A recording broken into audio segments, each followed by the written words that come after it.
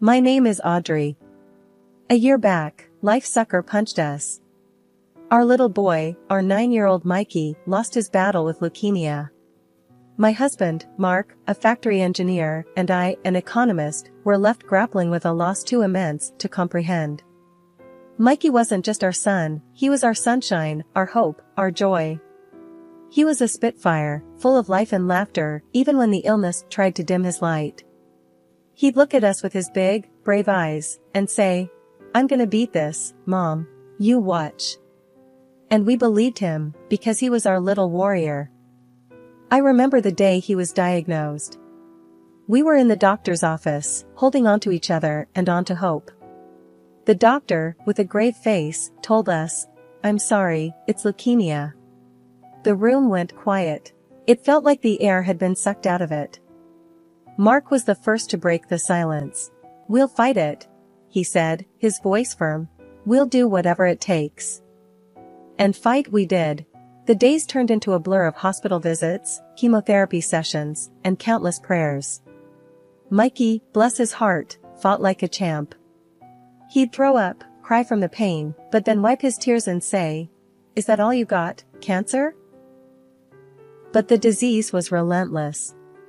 It took away his energy, his laughter, his hair, but not his spirit. He'd lay in his hospital bed, frail and tired, but still managed to give us a thumbs up. "I'm good, Dad. I'm good," he'd say, trying to reassure us. The day we lost him, Mark and I were at home. We'd been waiting for a call from the hospital. The phone rang, and Mark picked it up. His face went white. He didn't have to say anything. I knew. Our little warrior was gone. Mark finally found his voice. He's gone, Audrey," he said, his voice barely a whisper. I remember collapsing onto the floor, Mark holding me as we cried. For months, our house felt like a tomb, silent and cold. I spent days in bed, lost in my grief. Mark tried to keep it together, for both of us. He'd go to work, come back, and hold me as I cried. One day, I found him in Mikey's room, holding his favorite action figure. He was crying, his body shaking with sobs. I sat next to him, and we mourned together. We mourned for our boy, for the life he could have had, for the dreams that would never come true. After we lost our Mikey, I was stuck in a dark place. It felt like I was trapped in a never-ending tunnel with no light at the end. But Mark, my husband, he refused to let me sink. He was hurting too, but he put on a brave face, for me, for us. Every morning, he'd gently shake me awake. "Audrey, time to rise and shine," he'd say. I'd just grunt, pulling the duvet over my head. I wanted to hide, to escape the harsh reality that our boy was no longer with us. But Mark, he was relentless. He'd sit on the edge of the bed, his hand finding mine under the covers. "We gotta keep movin', Audrey. For Mikey," he'd say. His voice was always steady, but I could hear the underlying pain. So, I started getting up. It felt like moving mountains, you know? The world outside seemed too harsh, too real. Every little thing reminded me of Mikey. But I pushed through the pain. I started doing simple things. Cooking breakfast, washing clothes. They were just everyday chores, but they kept me anchored, stopped me from losing myself in grief. Mark and I, we started taking walks in the evening. We'd walk hand in hand, mostly in silence. Sometimes, we'd talk about Mikey. Remember the time Mikey tried to make pancakes and nearly burnt the house down? Mark would chuckle, a hint of a smile playing on his lips. We'd laugh together, and for a fleeting moment, the crushing weight of grief would lift. One day, out of the blue, Mark brought home a puppy. A golden retriever, the kind Mikey always begged us for. "Thought this little guy might help," he said, his eyes pleading for my approval. I was startled. I didn't know if I was ready for another living being in our life, another soul to love and potentially lose. But I looked into the puppy's innocent eyes, and my heart melted. We named him Buddy. He was a bundle of energy, always scampering around, gnawing at our shoes. But he brought a sense of life back into our home. His playful barks and whimpers filled the deafening silence that had settled since Mikey's departure. In a strange way, Buddy helped us heal. He gave us something to focus on, a distraction from our pain. Don't get me wrong, it wasn't easy. There were days when the grief was so overwhelming, I felt like I was drowning. But then I'd look at Mark, at Buddy, and I'd find a shred of strength to keep going. I found courage in their love, in their resilience. Living without Mikey was something I couldn't have ever imagined. But we were doing it, one agonizing day at a time. We were finding strength in each other, in the memories of our beautiful boy. We were learning to live with our loss, finding small moments of happiness amidst the sorrow. It was a slow, painful process, but we were making progress. Finding strength after losing a part of your soul, it's not easy. It's a battle, an uphill one, but it's a battle worth fighting. Because when all is said and done, life goes on. And we need to move with it, no matter how painful it is. For us, for our Mikey. Because that's what he would have wanted. He was our little warrior, and we needed to honor his memory by living, by finding strength in our loss. Hey, Audrey, Mark began, breaking the silence. We were sat on the porch, just watching the sun go down, the cool evening breeze rustling the leaves. Buddy was off somewhere, probably digging another hole in the yard. I've been thinkin'. I turned to him, raising an eyebrow. Yeah? I asked, waiting for him to continue. Mark was always a man of few words, so when he said he'd been thinking, it usually meant something serious. He took a deep breath, his gaze fixed on the horizon. I've been thinkin' about us having another kid, he said, the words tumbling out in a rush. I felt like I'd been punched in the gut. I just stared at him, unable to process his words. Another kid? Was he out of his mind? We'd lost our Mikey, and he was talking about having another child? Are you crazy, Mark? I finally blurted out, my heart pounding in my chest. We can't just replace Mikey. Mark shook his head quickly. No, Audrey, I don't mean replace. God, I could never. I miss it, Audrey. I miss being a dad. I miss our family. I could see the pain in his eyes, the longing. I understood what he was saying. I missed being a mom too. I missed the laughter, the chaos, the love. But the thought of having another child, it scared me. It felt like a betrayal to Mikey. I don't know, Mark, I said, my voice shaky. It feels like we'd be betraying Mikey. Mark reached out, taking my hands in his. Audrey, we could never betray Mikey. He'll always be our son, our firstborn. But I believe we have more love to give. And I think Mikey would want us to be happy. His words hit me hard. I knew he was right. Mikey wouldn't want us to live in sorrow forever. He would want us to move on, to find happiness again. But the thought of loving another child, it was terrifying. I'm scared, Mark, I admitted, tears welling up in my eyes. I'm scared of loving another child, scared of losing another one. Mark squeezed my hands, his eyes filled with understanding. I'm scared too, Audrey. But I think we can do this. For us, for Mikey. We sat there, holding hands, as the sun set. The world seemed to hold its breath, waiting for my response. And after what felt like an eternity, I finally found my voice. Okay, Mark, I said, my voice barely a whisper. Let's do it. Let's have another child. Mark looked at me, his eyes filled with relief and joy. Really, Audrey? He asked, his voice choked with emotion. I nodded, squeezing his hand. Yeah, Mark. Let's give it a shot. And that was it. We decided to try for another child. It was a scary decision, but it felt right. We had love to give, and we wanted to be parents again. But most importantly, we wanted to honor Mikey. We wanted to live again, to find happiness. For us, for Mikey. The smell of Mary's famous roast chicken and baked potatoes was wafting through the house. Bill, Mark's dad, was at the head of the table, carving the chicken with a surgeon's precision. Mark's sister, Linda, her husband, Bob, and their son, John, were also there. Now, Linda was always a bit of a loose cannon. She had this way of saying the most outrageous things without batting an eyelid. Tonight, she was in full form. Leaning back in her chair, she was holding court, her voice loud and clear, her laughter ringing out. She was holding a glass of red wine in her hand, waving it around as she spoke, drops of wine occasionally splashing onto the tablecloth. We were halfway through the meal, just making small talk, when Linda turned to Mark and me.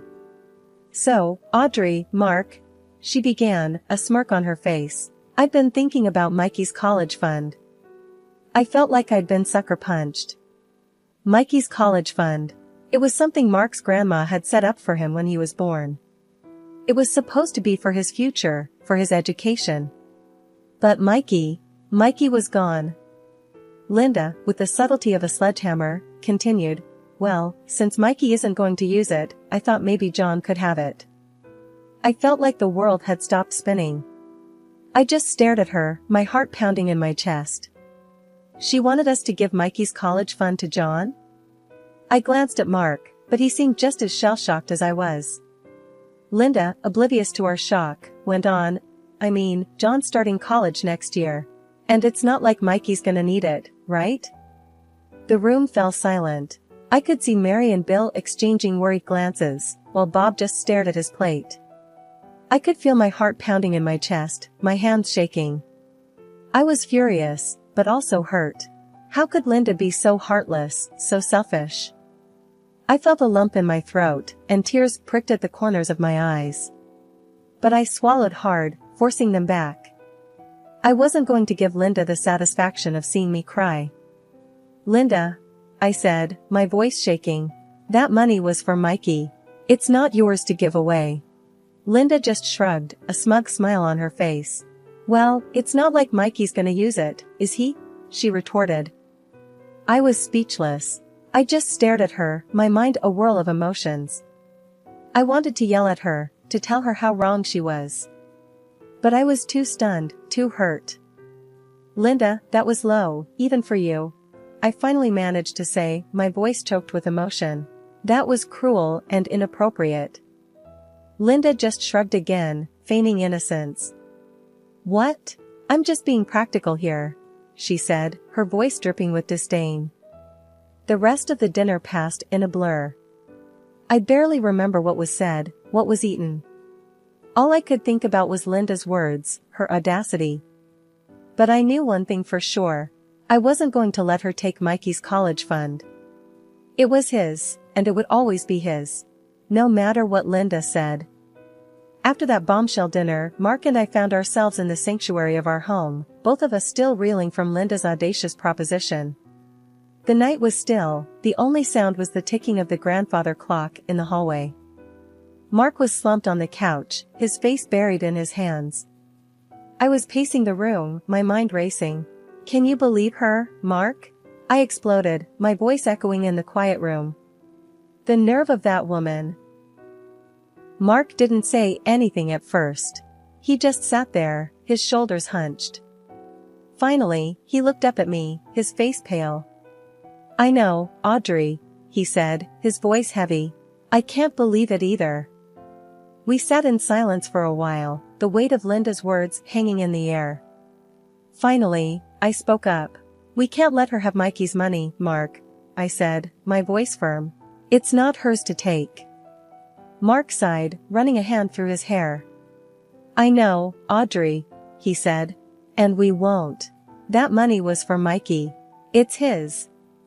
"But she doesn't see it that way," I retorted, my voice rising. "She just sees it as free money." Mark reached out, taking my hand in his. "Audrey, we can't let her get to us," he said, his voice steady. "We know what's right. And we'll fight for it." I nodded, biting my lip. "You're right, Mark," I said, my voice shaky. "We can't let her win." Mark squeezed my hand, giving me a small smile. "And besides," he added, his voice soft, "that money will be useful when we have our own baby." I felt a pang in my heart at his words. We had been trying for a baby for a while now, with no luck. But his words gave me hope. Just then, my phone rang, jolting me out of my thoughts. I picked it up, my heart pounding. It was Bob, Linda's husband. "Audrey, I'm sorry," he said, his voice apologetic. "I didn't know Linda was going to say that. I don't agree with her." His words were a small comfort, but a comfort nonetheless. I thanked him, my voice shaky, and hung up. The morning after Linda's outrageous proposition, I was still fuming. The audacity of that woman. I'd always known that she was selfish, but this was a new low, even for her. I decided to do some digging. If Linda was willing to stoop so low as to ask for Mikey's money, who knew what else she was capable of? I fired up my laptop and logged into Facebook. I cringed as I typed Linda's name into the search bar. I hadn't visited her profile in years, and for good reason. The woman was insufferable, but this was important. I needed to know what she was up to. As I scrolled through her profile, my blood began to boil. There she was, flaunting her new designer clothes, her expensive jewelry, her lavish vacations. And there, in the comments, were our mutual friends, gushing over her extravagant lifestyle. I decided to reach out to one of them, a woman named Susan, who I'd always liked. She was down to earth and honest, and I trusted her. I sent her a message, asking her about Linda's recent spending spree. "Oh, Audrey," she replied, her words appearing on my screen. "You have no idea. Linda's been living it up. She's been spending money like there's no tomorrow." I felt a knot in my stomach. "But what about John's college fund?" I asked. "Isn't she worried about that?" Susan's reply was immediate. "Audrey, I hate to be the one to tell you this, but Linda's already spent all that money. On herself." I felt like I'd been punched in the gut. Linda had spent John's college fund? On herself? I couldn't believe it. But then again, maybe I could. This was Linda we were talking about, after all. I thanked Susan for her honesty and logged off. I felt sick to my stomach. Linda had spent all of John's money, and now she wanted Mikey's. The sheer audacity of it was staggering. I sat there, staring at my screen, my mind racing. I was furious, but more than that, I was determined. Linda had crossed a line, and I wasn't going to let her get away with it. I picked up my phone and dialed Mark's number. "Mark," I said, my voice steady. "We need to talk. It's about Linda." Mark was silent for a moment. Then, he spoke, his voice grim. "What's she done now, Audrey?" I took a deep breath. "She spent all of John's college fund, Mark," I said. "On herself." There was a sharp intake of breath on the other end of the line. "I can't believe it," Mark said, his voice shaky. "That's selfish. I can't believe she'd do something like that." "I know, Mark," I replied, my voice calm. "But we can't let her get away with it. We need to stop her. For Mikey." There was a long pause. Then, Mark spoke, his voice resolute. "You're right, Audrey," he said. "We need to stop her." As I hung up the phone, I felt a surge of determination. Linda had shown her true colors, and they were ugly. But we weren't going to let her win. Not this time. Not ever. I called up Mark's folks and told them to drop everything and meet me at their house. The atmosphere was as thick as pea soup when I walked into their living room. I took a deep breath and spilled the beans. "Linda's blown all of John's college cash," I said, my voice shaky. "On herself." Mark's dad, a big burly guy who usually had a smile on his face, looked like he'd been hit by a truck. "That rotten," he snarled, his voice echoing through the room. Mark's mom, a sweet old lady who always had a kind word for everyone, looked like she'd seen a ghost. "Our own daughter," she whispered, her voice barely audible. "How could she?" Mark, who'd been as quiet as a mouse, finally piped up. "We ain't gonna let her get away with this," he said, his voice as hard as nails. "We're gonna fight her on this." The very next day, I was at home when I heard a loud bang on the door. It was Linda, her face red as a beetroot. "You ratted me out," she hissed, her eyes blazing like a wildfire. "You told Em about the dough." "I did," I said, standing my ground. "That money wasn't yours, Linda. It was for John's schooling, not for you to blow on fancy clothes and shoes." Linda's face turned an ugly shade of purple. "You're gonna pay for this," she spat, her voice dripping with venom. "You'll wish you never crossed me." With that, she stormed off, leaving me shaking in my boots. I knew then that Linda meant business. But I also knew that I couldn't back down. Not now. A couple of days later, I went to visit Mikey's grave. As I got closer, I noticed something was off. The flowers I'd left were trampled, and the small angel statue I'd placed by the headstone was smashed to bits. My heart sank. I knew who'd done this. I immediately called the cops. They showed up in no time and started poking around. After a while, they told me they'd found some footage from the security cameras at the cemetery. It was Linda.